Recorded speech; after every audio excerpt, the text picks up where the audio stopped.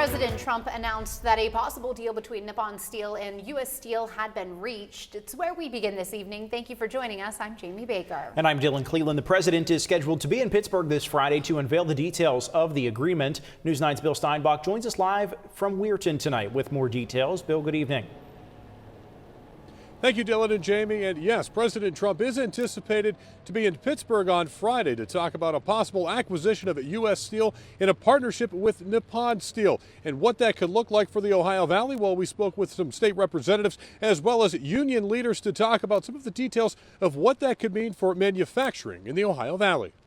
A possible partnership between Nippon Steel and U.S. Steel could have a significant impact on the U.S. economy, and that impact could be felt heavily in the Ohio Valley with subsequent industries. They're going to invest $14–15 billion overall. That's what the overall transaction's going to be about, and some of that money will go to the Mon Valley, which is desperately needed. They're going to rebuild blast furnaces. I think it helps the steel industry overall, as long as the security of the nation is protected. The industry itself may not have facilities in the Ohio Valley, but the materials manufactured and used could have a local impact. I think could affect us in a positive fashion.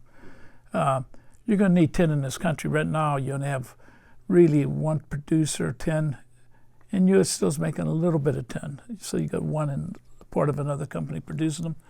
So I think overall, it could help the steel industry, could help our valley. State Representative Michael Rulli says he is comfortable with the questions of national security. I think if there's one country that I would feel comfortable with jumping into this kind of relationship, I think it's Japan. Rulli also believes the deal could spark other industry in the Ohio Valley. And I think this matters for the Ohio Valley. The more jobs we got, the more hope for these kids that are graduating. You know, we've gone through this narrative many times that a four-year degree isn't for everyone.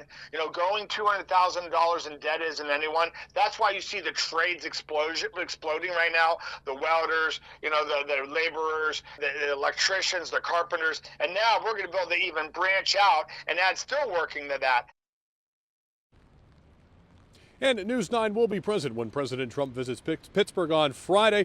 And of course, we'll have details online and on the air throughout that afternoon. And we'll provide new information as it becomes available. For News 9 Live at 5, I'm Bill Steinbach reporting in Weirton.